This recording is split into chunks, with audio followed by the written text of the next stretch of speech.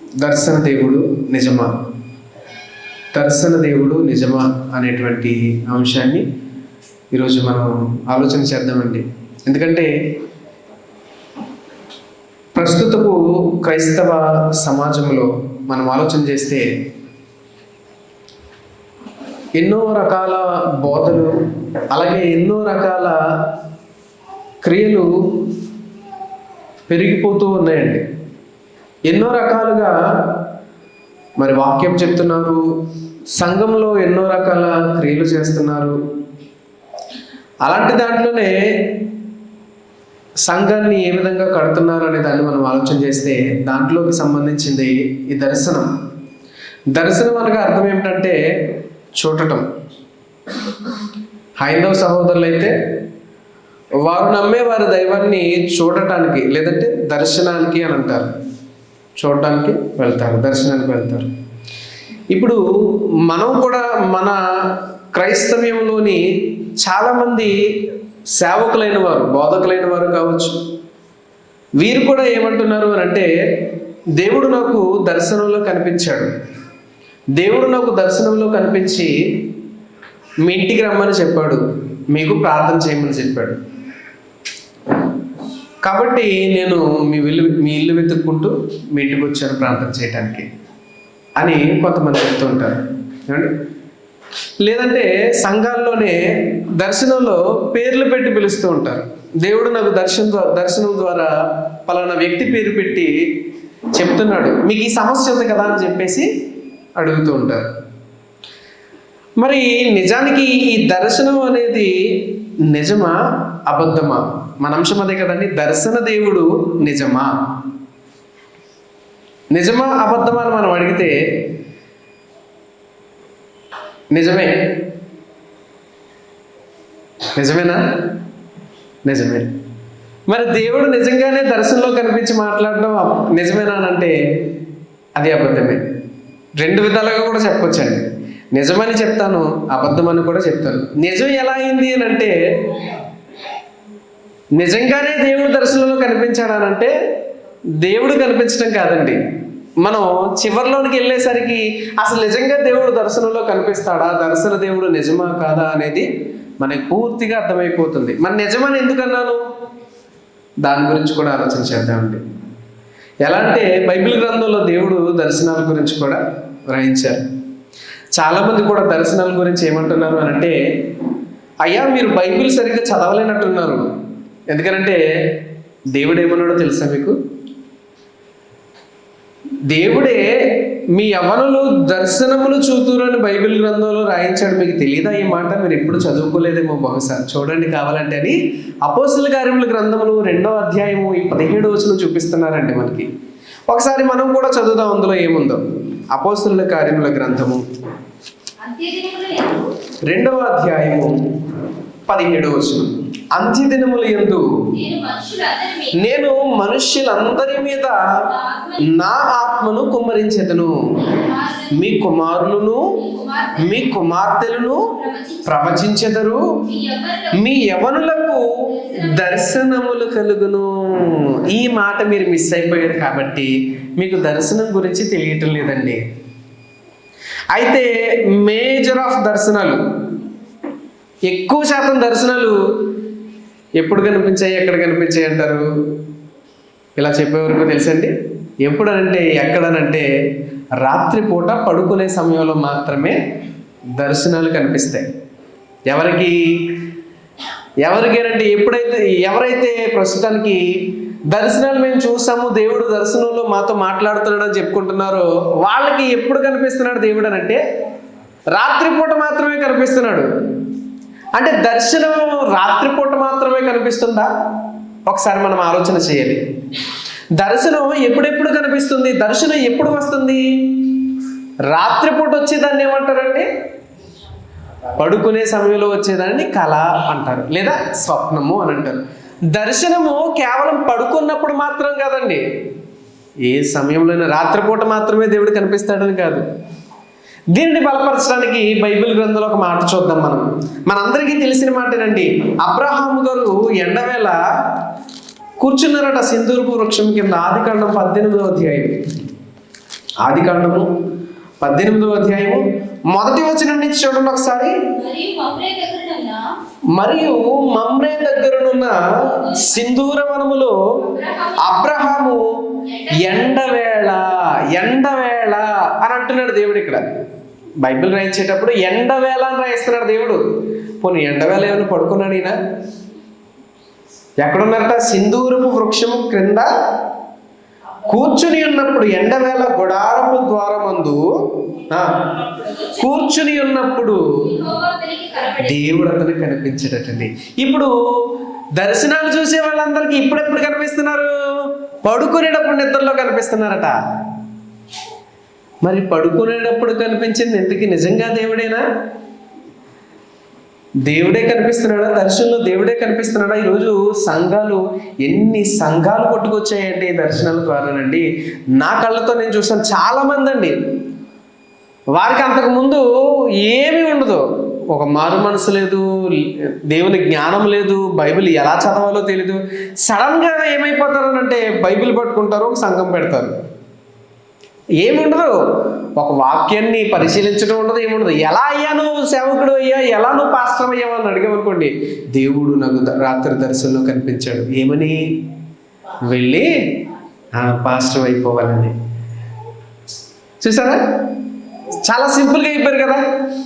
మనము ప్రతి వారం కూడా మంగళవారం క్లాస్కి వచ్చి, శుక్రవారం క్లాస్కి వచ్చి, ఆదివారం ఆరాధనకు వచ్చి అంత వాక్యం నేర్చుకుంటే, మనం సువార్తలు చేసి ఇన్ని చేసినా మనమంతా ఏమీ లేదు. కానీ ఒక్క రాత్రికి రాత్రి దర్శనంలో పెద్ద పెద్ద సేవకులు దేనికోసం అవుతున్నారంటారు? ఇదంతా నిజానికి అసలు ఈ దర్శనం అనేది నిజమా కాదని ఆలోచన చేస్తేనండి, ఇందులో 2 రకాలు ఉన్నాయండి. ఒకటి, దర్శనం రాకపోయినా సరే దర్శనం వచ్చిందని చెప్తారు.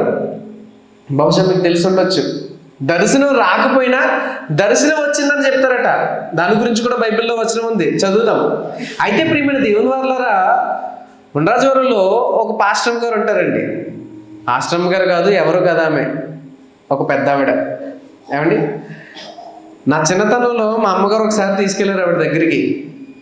ఆవిడ ఏం చేస్తుంది అంటే, దగ్గరికి వెళ్ళిన తర్వాత కళ్ళు మూసుకుని ప్రార్థన చేస్తుందంట, ఏం జరిగిందో చెప్పేస్తుందంట. దగ్గరగా ఎక్కడో తెలిసినట్టుగా లేదు ఇది. ఇంటికి వస్తారండి, ఇంటికి వచ్చి, అమ్మా మీకు 3 సమస్యలు ఉన్నాయి, మీకు 3 కోరికలు ఉన్నాయి, ఈ 3 కోరికలు మీరు తీర్చుకోవాలనంటే మీకు కొంచెం ఏదో సమస్య ఉంది, కాబట్టి త్వరలోనే మీకు పెద్ద ప్రమాదం కూడా సంభవించబోతుంది. ఇప్పుడు మీరు ఏం చేయాలి అని అంటే, మీరు ఏం చేయాల్సిన అవసరం లేదు, చిన్న యాగం ఒకటి చేయాలి. ఇంకో నా దగ్గర ఒక చిన్న బిళ్ళ ఉంది, అది కొనుక్కుంటే చాలు. చెప్పినందుకు నాకు ఒక 1000 రూపాయలు, ఈ కాయిన్ ఒక 2000. అలాగే ఉంది. ఏమండి, ఆ పాస్టర్ గారి దగ్గరికి వెళ్ళి సమస్య చెప్పామనుకోండి, కళ్ళు మూసుకొని, ఇంకొకరు వచ్చారండి. ఇంకొకరు వచ్చిన తర్వాత ఆవిడ ఇలా కళ్ళు మూసుకొని, అమ్మా నీకు ఏదో తాడు కనిపిస్తుంది నాకు అని చెప్తుంది ఆవిడ. అలాగే ఏలూరులో ఇంకో మాస్టర్ గారు ఉన్నారండి. ఆయన డైరెక్ట్గా దేవుడితో మాట్లాడేస్తారు, తెలుసా మీకు? నా కళ్ళ ముందు నేను చూశాను. డైరెక్ట్గా దేవుడితో మాట్లాడేస్తున్నారు. ప్రియమైన దేవుని వల్ల నిజంగా మాట్లాడతారంటారా? మాట్లాడడానికి అవకాశం ఉందంటారా? దర్శనాలు ఇప్పటికీ కూడా వస్తున్నాయా? దర్శనాలు ఉన్నాయనంటే ఉన్నాయి, ఒకనాడు జరిగాయి. దేవుడు కూడా రాయించాడు కదా. ఏమని? మీ యవనులు దర్శనములు చూతురు. నిజమే, దర్శనాలు జరిగాయి, దర్శనాలు ఉన్నాయి. ఎప్పుడు? అది ఎప్పుడు ఉంది, ఎప్పటి వరకు ఉంది, ఇవన్నీ కూడా మనం ఆలోచన చేయాలి కదండి. వాక్యాన్ని ఒకచోటే మనం ఆగిపోకూడదు. ఆ వాక్యం ఎక్కడి వరకు తీసుకెళ్తుందో ఆలోచన చేయాలి కదా. ఇందాక అపోస్తలుల గారిలో చదివిన ఈ వ్యక్తి ఇంకొక మాట చదవటం మర్చిపోయాడు కాబట్టి వాక్యం పూర్తిగా అర్థం కాక ఇప్పటికీ కూడా దేవుడు దర్శనం ద్వారా మాట్లాడుతున్నాడేమో అని అనుకుంటున్నారు. మరి వాక్యం చదువుతాం చూడండి, దేవుడు ఇంకొక మాట ఏమంటున్నారు?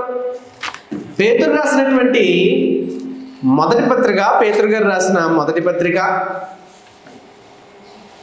పేతురు గారు రాసిన మొదటి పత్రిక,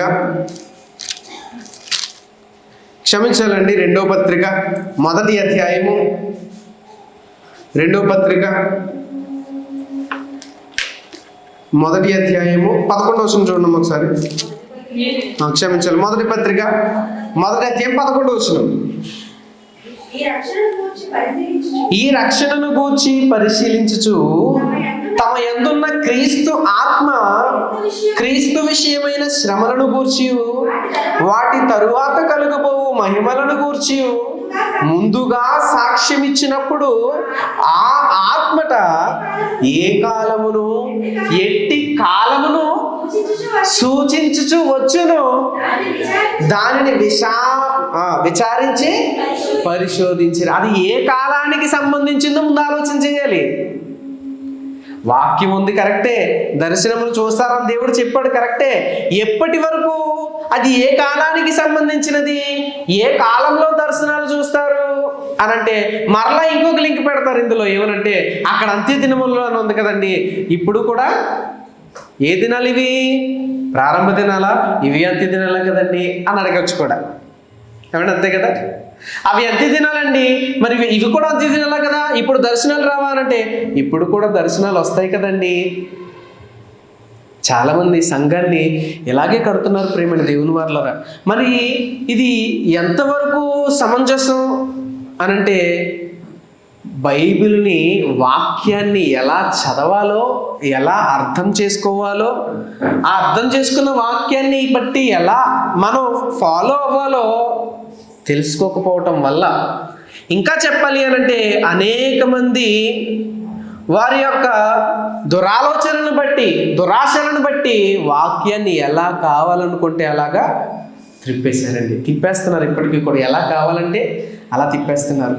వారికి నచ్చింది ఏదైతే అది ఎలా నచ్చితే అలా ప్రకటిస్తున్నారు, ఎలా నచ్చితే అలా నడుచుకుంటున్నారు. అందుకే క్రైస్తవులు ఇప్పటికీ ఎన్నో వేల రకాల బోధలు వచ్చేసాయి, ఎన్నో సిద్ధాంతాలు పుట్టుకొచ్చాయి. కానీ ప్రియమైన దేవుని వల్లరా వాక్యాన్ని పరిపూర్ణంగా మనం ఆలోచించగలిగితే అసలు దేవుడు ఏం చెప్తున్నారు, దేవుని వాక్యంలో ఏం రాయబడి ఉంది, మనం ఏం తెలుసుకోవాలి అనేది మనకి పరిపూర్ణముగా అర్థమవుతుంది. మనం అర్థం చేసుకునే వారంగానే చదవాలి. అంతేగాని ఇదిగో వాక్యాలు ఎలా ఉంది కదా అని చెప్పేసి ఇలా నడుచుకుంటే మనం ఏమీ తెలుసుకోలేం ప్రియమైన దేవుని వారలారా. ఇంకొక మాట కూడా చదువుతామండి.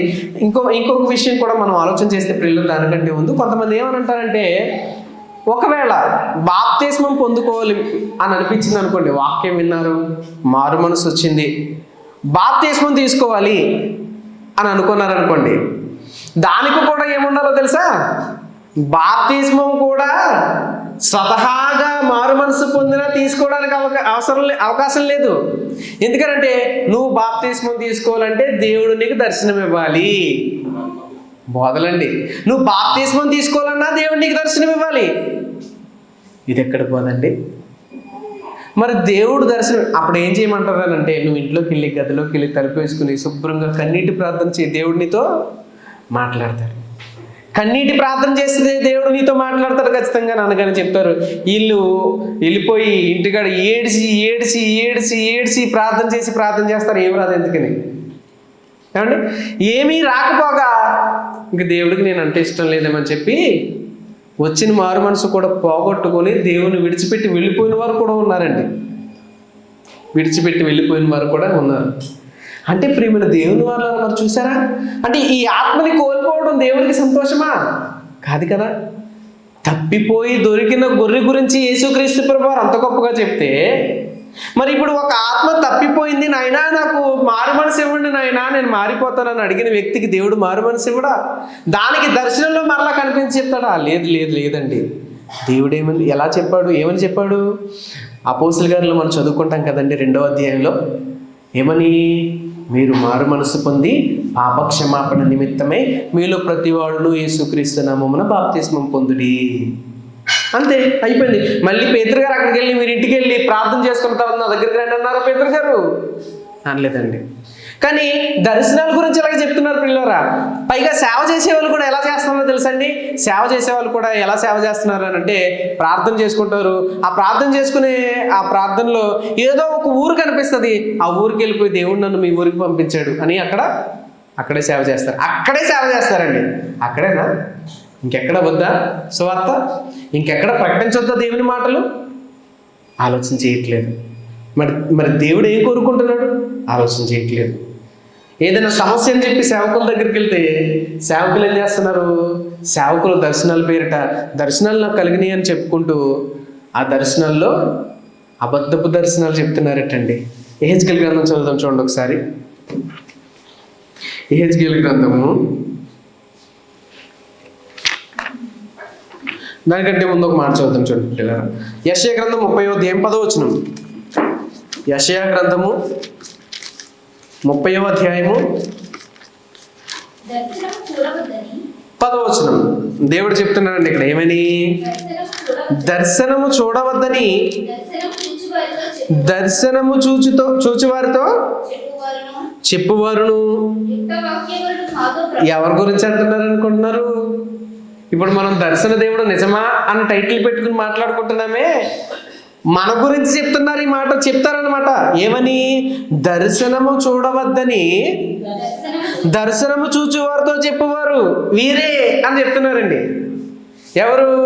దర్శనాలు చూసేవారిని దర్శనాలు చూడొద్దు మీరు అని చెప్తున్నారు, కాబట్టి వీళ్ళ మాటలు నమ్మకండి మీరు అని వీళ్ళు చెప్తున్నారు. ప్రియులారా, వీళ్ళ మాటలు చూసారు ఎలా ఉన్నాయో? ఇలాంటి మాటలు కూడా చూపించేవారుగానే ఉన్నారు. అయితే వాక్యాలు ఇంకొక మాటను కూడా మనం చదువుతామండి. ఇప్పుడు చదువుతాం చూడండి. ఇర్మియా గ్రంథం 23వ అధ్యాయము.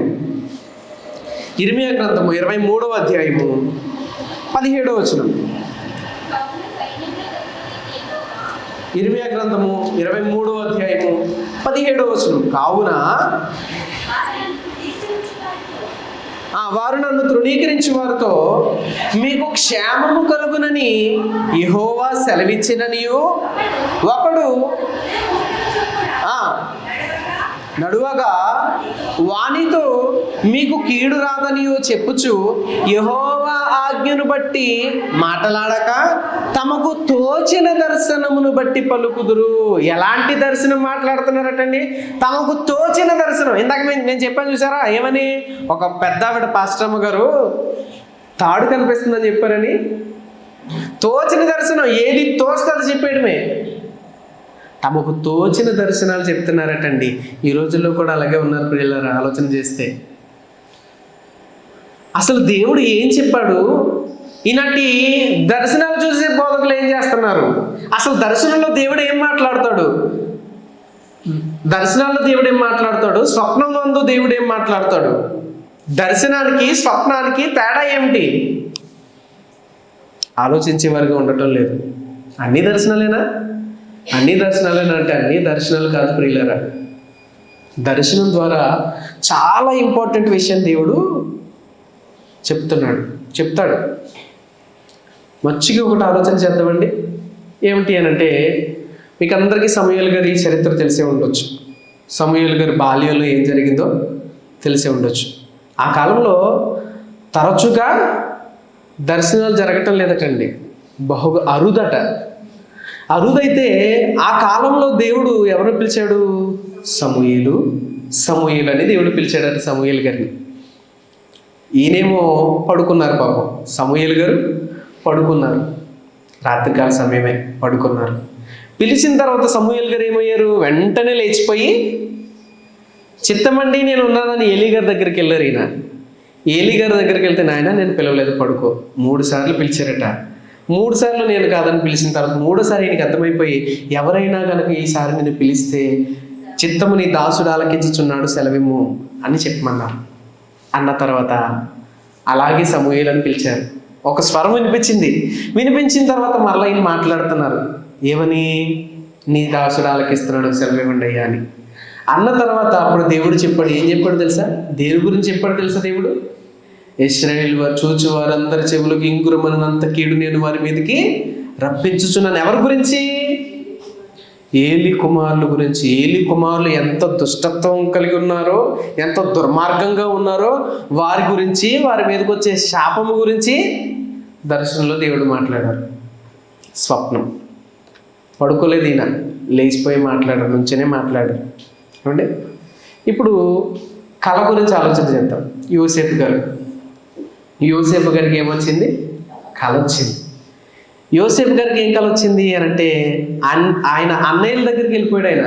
అన్నయ్యల దగ్గరికి వెళ్ళిపోయి, అన్నయ్యలు నాకు వచ్చిన కళ మీకు చెప్తాను వినండి.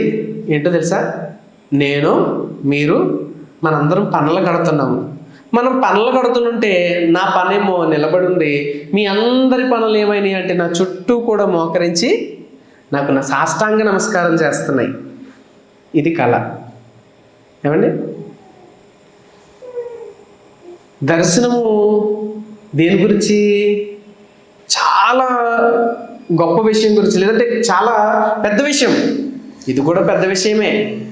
అయితే దర్శనము వేరు, కళ వేరు. ఇక ఇందాక మీకు ఒక విషయం చెప్పాను, గుర్తుందా? స్టార్టింగ్లో నిజమే అని. ఏది? దర్శనము నిజమే అని. ఎలా నిజమో తెలుసా? ఎలా నిజమో ఇప్పుడు ఒక మాట చూపిస్తాను, వినండి. చదవండి. ప్రసంగి గ్రంథము 5వ అధ్యాయము. ప్రసంగి గ్రంథము 5వ అధ్యాయము 3వ వచనం. ప్రసంగి గ్రంథము 5వ అధ్యాయం 3వ వచనం. విస్తారమైన పనిపాటల వలన ఏము పుడుతుందట? స్వప్నము పుట్టును. విస్తారమైన పనిపాటల వలన స్వప్నము పుట్టును. ఇప్పుడు మీకు అర్థమై ఉండొచ్చు ఎందుకు నిజమని అన్నానో. దర్శనం నిజంగానే వచ్చిందని ఎందుకు అన్నానో మీకు అర్థమై ఉండొచ్చు. కళలోనే వస్తుందని ఆలోచించారు. ఎందుకు కళలోనే వచ్చిందని అంటే, నువ్వు పొద్దున్నుంచి అదే విషయం గురించి ఆలోచించి పడుకుంటే దాని గురించి కదా కళ వస్తుంది. అందులో నువ్వు అనుకున్నదే ఇంతకీ మనం ఏదైతే అనుకుని పడుకుంటామో అదే మన కళలోనికి వస్తుంది. నేనేం ఆలోచించలేదండి అని అన్నానికి లేదండి, ఏదో ఒక సమయంలో ఆలోచించే ఉంటాం. అందుకు కాబట్టే కళలు వస్తాయి.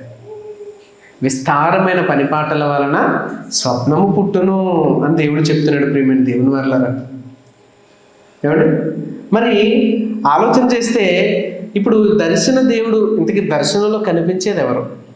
ఆనాటి అబ్రహాము గారు కానీ, అంతకంటే ముందున్న గొప్ప ప్రవక్తలు కానీ, అప్పటి నుండి ఇప్పటి వరకు దర్శనాల్లో కనిపించేది ఎవరు? ఎవరు కనిపించారు?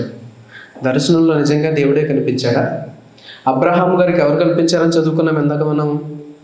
యెహోవా అతనికి కనిపించానని చదువుకున్నాం కదా. మరి అబ్రహాం గారికి కనిపించింది నిజంగా యెహోవా దేవుడేనా? దేవుడే కనిపించాడంటారా? అబ్రహాం గారికి దేవుడే కనిపించాడు, మోషే గారికి దేవుడే కనిపించాడు, తర్వాత యాకోబు గారికి దేవుడే కనిపించాడు. అవును కదండి, మాటలు అలాగే ఉంటాయి కదా బైబిల్ గ్రంథంలో కూడా. ఇందాక మనం చదువుకున్న ఆదికాండంలో కావచ్చు, తర్వాత మోషే గారి గురించిన సందర్భం నిర్గమకాండంలో కావచ్చు, యాకోబు గారి గురించిన సందర్భం కూడా కావచ్చు. ఇందులో యెహోవా అతనికి కనబడను, యెహోవా అతనికి కనబడను, యెహోవా అతనికి కనబడను అనే మాటలే చూస్తున్నాం మనం. మరి నిజంగానే దేవుడే కనిపిస్తున్నాడా దర్శనంలో? ఈరోజు మన ఎవరైతే దర్శనాలు చూస్తున్నారో వారికి దేవుడు ఎలా కనిపిస్తాడో చెప్పమంటారా? వారికి దేవుడు ఎలా కనిపిస్తాడంటే, ఇంతకీ దేవుడిని చూసానంటున్నారు కదా మీరు, అసలు దేవుడు ఎలా ఉన్నాడండి అని అడగమనుకోండి, దేవుడు అండి తెల్ల ప్యాంటు తెల్ల చొక్కా వేసుకున్నాడండి, ఆయన పెద్ద జుట్టు అండి తెల్లగా ఉందండి, మొత్తం అంతా తెలిపే పైనుంచి కింద వరకు, లేదంటే తెల్లని అంగీ ధరించుకున్నాడండి. ఆయన ఏం చేశాడో తెలుసండి, నా దగ్గరికి వచ్చాడండి, నన్ను పట్టుకొని నన్ను ఇలా ముట్టి వెళ్ళిపోయాడండి. అందుకు వస్తారా ఆయన? ఏమండి, పోనీ ఇప్పటి వరకు బైబిల్లో ఎక్కడైనా ఉందా అలాగే? లేదు. మరి ఎవరైనా చూసారా దేవుడిని అంటే? స్వప్నమందు ఒకటి డైరెక్ట్గా దేవుడిని ఎవరైనా చూసారా? చూడలేదు. దర్శనంలో దేవుడిని ఎవరైనా చూసారా? చూడలేదండి. అబ్రహాము గారు దేవుని చూడలేదు, యాకోబు గారు దేవుని చూడలేదు, మోషే గారు కూడా దేవుడిని చూడలేదు. మోషే గారికి ఎవరు కనిపించారు? మోషే గారికి కనిపించింది దేవదూత, మనకు తెలియదేం కాదండి, దేవదూత కనిపించింది. అబ్రహాము గారికి దేవదూతే, ఆ తర్వాత యాకోబు గారికి దేవదూతే. మరి దేవుణ్ణి ఎవరైనా చూసారా లేదా అని మనం ఆలోచన చేస్తే యోహాను సువార్త చూడండి ప్రియులారా, 5వ అధ్యాయము 37వ వచనంలో ఏమని అంటున్నారో చూడండి ఒకసారి. యోహాను సువార్త 5వ అధ్యాయము 37వ వచనం. మరియు నన్ను పంపిన తండ్రి నన్ను గూర్చి సాక్ష్యం ఇచ్చుచున్నాడు, మీరు ఏ కాలముందైనను ఆయన స్వరము వినలేదు. దేవుడండి కలలో నన్ను మెల్లిగా పిలిచాడండి. నేను పడుకున్నానండి. అప్పుడు పడుకుంటే నన్ను మెల్లిగా అమ్మా అని పిలిచాడండి. నేను ఒక్కసారి లుక్కుపడి చూస్తే చల్లని ఆకారం అండి. భయపడిపోయినాడు ఒకసారి. కానీ ఏంటి, అందుకే వచ్చాడు దేవుడు, నేను భయపడతాకు వచ్చాడు దేవుడు. అలా భయపడ్డారంటే కనుక ఖచ్చితంగా ఏదో ఒకటి ఉండే ఉంటుంది. ఏముంటుంది తర్వాత ఆలోచించారండి. కానీ ఇక్కడ మాట ఏమిటి, ఏ కాలమంది అయినాను ఆయన స్వరము వినలేదటండి. వినలేదని దేవుడు చెప్పినా దేవుడు నాకు కనిపించాడు, దేవుడు నాకు వినిపించిన ఆయన మాట నాకు వినపడింది, ఆయన నాతో మాట్లాడారని ఎలా చెప్తున్నారు అంటే యేసుక్రీస్తు ప్రభు వారి మాటలనే తప్పు పడుతున్నారు వీళ్ళు. అవునండి, మీరు ఏ కాలమందైనను ఆయన స్వరము వినలేదు, ఆయన స్వరూపము చూడలేదని మీరు ఇలా చెప్పగలరండి? తెల్లని వస్త్రాలు ధరించుకుని ఉన్నట్టు బైబిల్ గ్రంథంలోనే ఉంది కదా యేసుక్రీస్తు ప్రభువారు. ఉందా? పౌలు గారికి కనిపించారు కదండి. మరి ఒకసారి ఆ వచనం చూద్దాం, చూడండి. అపోస్తలుల కార్యములు 9వ అధ్యాయము, అపోస్తలుల కార్యములు 9వ అధ్యాయము 3వ వచనం నుంచి చదువుదాం. అతడు ప్రయాణము చేయొచ్చు దమస్కు దగ్గరకు వచ్చినప్పుడు అకస్మాత్తుగా ఆకాశము నుండి ఒక వెలుగు అతని చుట్టూ ప్రకాశించెను. అప్పుడు అతడు నేల మీద పడి, సౌలా సౌలా, నీ వేళ నన్ను హింసించుచున్నావని తనతో ఒక స్వరము పలుకుట వినెను. ఒక స్వరము పలికిందటండి, సౌలా సౌలా. ఒక పెద్ద వెలుగు వచ్చిందట. వీళ్ళు కూడా చెప్పేది ఇదే చెప్తారండి. పెద్ద వెలుగండి, ఏదో ఒక రూపం కనిపించిందండి, ఆయన ముఖం సరిగ్గా కనపడలేదండి అని చెప్తారు. ఇక్కడున్న మాట ఏంటి? ఇక్కడున్న మాట కూడా అలాగే ఉంది కదా, సౌలా సౌలా, నీ వేళ నన్ను హింసిస్తున్నావు. కానీ ఇక్కడ ఏమో డైలాగ్ ఉంది యేసుప్రభు వారికి, వాళ్ళ దగ్గర డైలాగ్ లేదంతే. ఏమండి, యేసుక్రీస్తు ప్రభు వారి గురించి ఆయనేమో వచ్చి ఈయనతో మాట్లాడరు. సౌలా సౌలా, నీ వేళ నన్ను హింసిస్తున్నావయ్యా, ముని కోలాలకు ఎదురుతున్నట్టు నీకు అసాధ్యము కదా అని చెప్పారే. తర్వాత యేసుప్రభు వారు కనిపించారు కదా, దర్శనంలో కనిపించారు కదా. పౌలు గారి పరిస్థితి ఏంటప్పుడు? పౌలు గారి పరిస్థితి ఏంటంటే 3 రోజులు చూపులేదు ఆయనకి. ఆయన చూసినందుకు, ఆ దర్శనం చూసినందుకు, కేవలం దర్శనం చూసినందుకు, డైరెక్ట్గా యేసుప్రభు వారిని చూడలేదు, కేవలం దర్శనం చూసినందుకు 3 రోజులు చూపలేదు ఆయనకి. మన వాళ్ళకి పౌలు గారి కంటే ఎక్కువ రెటీనా పవర్ ఉంది. ఏమండి, యేసుప్రభు వారికి కాదు, తండ్రి అయిన దేవుడు వచ్చినా చూసేస్తారు, ఏమవుతుంది. ఆయనేమో ఎవరు నన్ను ఎప్పుడు చూడలేదని ఆయన అంటే, లేదు మాకు దర్శనంలో కనిపించాడు దేవుడు, తప్పనిసరిగా మీరు నమ్మాల్సిందే. మనకు కూడా చాలామంది క్రైస్తవులకు కూడా అదే కదండి కావాలి. దేవుడిని ఎవరు చూడరయ్యా, ఇప్పుడు దాకా ఎవరు చూడలేదయ్యా అంటే ఎవరు నమ్మరండి. ఇదిగో దేవుడు నిన్ను పిలుస్తున్నాడు, దేవుడికి నువ్వు కావాలి, ఆయన స్వరం వింటావా అని ఇలా కళ్ళు మూసుకొని ఏదో 4 మాటలు చెప్పేసిన వెంటనే నమ్మేస్తారు. లేరండి అలాంటి భక్తులు బోల్డ్ మంది అండి. 100కి 90% మంది భక్తులు ఇలాగే ఉన్నారు. మనకు కూడా ఏదైనా ఆశ చూపిస్తే మనం కూడా అంతే కదండి, వెంటనే అమ్మో నిజమే కదా, నిజంగా దేవుడు మాట్లాడినట్టే ఉంది అని అనిపించవచ్చు ఒక్కొక్కసారి. మరి నిజంగానే అంటారా? దేవుడేమో ఇక్కడ కాదని అంటున్నాడు. తమకు తోచిన దర్శనాలు చెప్తున్నారని దేవుడు అంటున్నాడు. దేవుడు దర్శనం ఇవ్వాలంటే దానికి చాలా కారణం ఉండాలండి. ఊరికనే నీ ఇంట్లో ఉన్న వాటిని గురించి చెప్తాకి, లేదంటే నీ కిడ్నీలో సమస్య ఉందని చెప్తాకి, లేదంటే నీకు ఉద్యోగం రాకపోతుందని చెప్తాకి దేవుడు దర్శనం ఇవ్వడండి. ఈ రోజులో దర్శనాలను ఎలా ఉపయోగిస్తున్నారు అని అంటే, దర్శనం అనగానే పేరు పెట్టి పిలిచి, నీకు కిడ్నీలో రాళ్ళు ఉన్నాయమ్మా, దేవుడు చెప్తున్నాడు తీసేస్తానన్నాడు. ఇది దర్శనం అన్నమాట. ఏమండి, దేవుడికి కావాల్సింది ఇదా? దేవుడికి కావాల్సింది ఇది కదండి. ప్రియమైన దేవుని వల్ల ఆలోచించే పరిజ్ఞానాన్ని కోల్పోతున్నారు నేటి క్రైస్తవ సమాజంలోని వారు. అలాంటి వారందరి మధ్యలో మనం ఏమి వెదజల్లాలి అంటే సత్యవాక్యాన్ని ముందుకు వెదజల్లాలి. ప్రియమైన దేవుని వల్ల నిజమే దర్శనాలు ఒకనాడు వచ్చాయి. ఎప్పటి వరకు దర్శనాలు ఉన్నాయి అని అంటే ఎప్పటి వరకు తెలుసా? ఎప్పటి వరకు అంటే పరిశుద్ధాత్మ దేవుడు ఈ లోకానికి వచ్చిన తర్వాత సర్వసత్యము సంపూర్తి అయ్యేంత వరకు కూడా దర్శనాలు వచ్చాయి. అదే కదా యేసుక్రీస్తు ప్రభువారు అన్నారు, నేను ఇప్పుడు వెళ్ళిపోతున్నాను, నా వెనకాల ఎవరు వస్తారు? ఆదరణకర్త పరిశుద్ధాత్మ దేవుడు మీ వద్దకు వస్తాడు. ఆయన ఏం చేస్తాడు? చదువుదాం చూడండి, యోహాను సువార్త 14వ అధ్యాయము. యోహాను సువార్త 14వ అధ్యాయము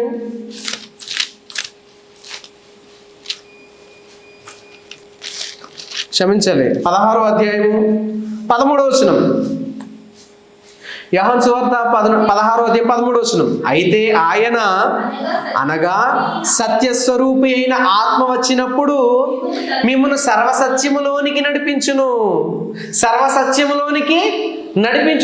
సర్వసత్యము లేనంత వరకు కూడా మీ మధ్యన ప్రవచనాలు జరిగాయి, అలాగే దర్శనాలు జరిగాయి, స్వప్నంలో మాట్లాడాను, అన్నీ చేశాను. సర్వసత్యం వచ్చేసింది, ఇప్పుడు వాక్య సంపూర్తి అయిపోయింది ఇప్పుడు. కానీ ఇప్పటికీ కూడా ఇంకా దర్శనాలు ఉన్నాయి. కొంతమంది సేవకులు కూడా, ఒక పెద్ద సేవకుడు ఉన్నారండి, చాలా పెద్ద సేవకుడు, ఇప్పుడు లేరులేండి, కానీ ఆయన తాలూకా చాలామంది ఉన్నారు విశ్వాసులు. ఆయనట ఇంట్లో ఉండి, మీకు తెలిసే ఉంటుంది కొంతమందికి ఏమంటే, ఇంట్లో ఉండి ప్రార్థన చేసుకుంటేనట యేసుప్రభు వారు చిన్న బాలుడి రూపంలో చేతిలోకి వచ్చేసారంట. తెలిసే ఉండొచ్చు మీకు కొంతమందికి. చిన్న బాలుడి రూపంలో ఆయన చేతిలోకి వచ్చేసి ఉయ్యాల్లో పెట్టారట. ఉయ్యాల్లో పెట్టి ఊపుతున్నారట. అప్పుడు కట్టారంట ఒక పాట. ఏం పాట తెలుసా? ఈ క్రిస్మస్ సీజన్లో బాగా వైరల్ అవుతుంది పాట, బాగా పాడుతుంటారు. ఏం పాట అది? లాలి లాలి లాలి లాలమ్మ లాలి. ఎవరికి లాలి? లాలి అని పాడరే బాలయేసునకు. తెలుసండి పాట ఇది? యేసు ప్రభువారు అంట, అంత పెద్ద అయిన యేసుక్రీస్తు ప్రభువారు బాలుడిగా ఈయన చేతుల్లోకి వచ్చేసారట. వచ్చి ఏం చేశారు? ఆయన ఉయ్యాలు ఊపుతున్నారటండి యేసు ప్రభువారిని. ఉయ్యాలు ఊపుతాం ఏంటండి? చాలా చెప్తారండి. ఒకవేళ ఎక్కడైనా వినిపిస్తుందేమో, తర్వాత ఎప్పుడైనా మీకు తెలుస్తుంది, తెలియకపోతే కనుక. ఏమండి ఏంటి అందుక ఈయన చేతిలో ఉయ్యాలు ఊగడానికి వచ్చారు యేసు ప్రభువారు. ఏమండి, పరలోకంలో కోటాను కోట్ల దేవదూతల మధ్యన ఆయన ఉంటే, అలాంటి ఆయన తండ్రి దగ్గర నుంచి మరలా వచ్చేసి ఈయన చేతిలో ఉయ్యాలు ఊగడానికి వచ్చారటండి. ఎంత హాస్యాస్పదం చేసేసారు చూడండి. కానీ అదే నమ్ముతున్నారు ఇంకా. ఇది దర్శనమా? ఇది నిజంగా జరిగిన దర్శనమా? లేదండి. యేసుప్రభువారు అలా వస్తారు, అందుకు వస్తారండి, అందుకు రారండి. యేసుక్రీస్తు ప్రభువారు ఆయన రావడానికి చాలా పెద్ద కారణం ఉంటుంది. అలా రావడానికి గల కారణమే ఈరోజు మనందరి పాపాల కోసమైనా ఈ లోకానికి వచ్చారు. అంతేగాని ఇలాంటి పనికిరాని దర్శనాలన్నింటినీ తీసుకొచ్చి సంఘాల్లో ప్రవేశపెట్టి, సంఘాల్లో ఏం చేస్తున్నారు అంటే మొత్తం గలిబిలి చేసేస్తున్నారు దర్శనాల పేరిట. అందుకే ఒకవేళ సేవ చేయాలన్నా సరే, నువ్వు కనిపెట్టు, ప్రార్థన చేసి కనిపెట్టు. ఏం కనిపెట్టాలి? కనిపెట్టంటారు అంతేనండి. వాక్యం చెప్పడానికి అవకాశం ఉండదు. నువ్వు కనిపెట్టేంత వరకు, దేవుడి నీతో మాట్లాడేంత వరకు కనిపెడతానే ఉండాలి. ఎప్పుడు మాట్లాడతారా నీతో? నువ్వు అలా ప్రార్థన చేసుకుంటానే ఉంటే ఇంకా కనిపెడుతూనే ఉండాలి. చనిపోయేంత వరకు కూడా అలా కనిపెడుతూనే ఉండాలి. ఎందుకంటే అసలు దేవుడు బైబిల్లో రాయించేశాడు. బైబిల్ చదివితేనే కదా అర్థమయ్యేది. ఈ రోజుల్లో వాక్యం కూడా ఎలా చెప్తున్నారంటే, బైబిల్ చదివే అవసరం లేదండి, బైబిల్లో వాక్యం చూపించే అవసరం లేదండి. మరేంటి? దేవుడు డైరెక్ట్గా అప్పటికప్పుడు మాట్లాడేస్తాడు. దేవుడట డైరెక్ట్గా అప్పటికప్పుడు మాట్లాడేస్తాడు. నీకు బైబిల్ ఎందుకు ఇచ్చినట్టు దేవుడు? ఊరికి నేను షోకేస్కి పట్టుకుని వెళ్ళమనా? చాలామంది బైబిల్లో వాక్యాలు కూడా చూడరండి, చూపించరు కూడా. బైబిల్లో విషయాలు కూడా చెప్పరు. కేవలం దర్శనాల పేరిట దర్శనాలు అని చెప్పి దర్శనాలు, స్వస్థతలు, ఇంకెన్నెన్నో ఇవన్నీ చూపిస్తున్నారు ప్రియులారా. మరి అప్పుడు జరిగిన దర్శనాలు ఇప్పుడు జరగట్లేదా అని అంటే, ఇప్పుడు జరగటం లేదండి. ఎందుకు జరగటం లేదు?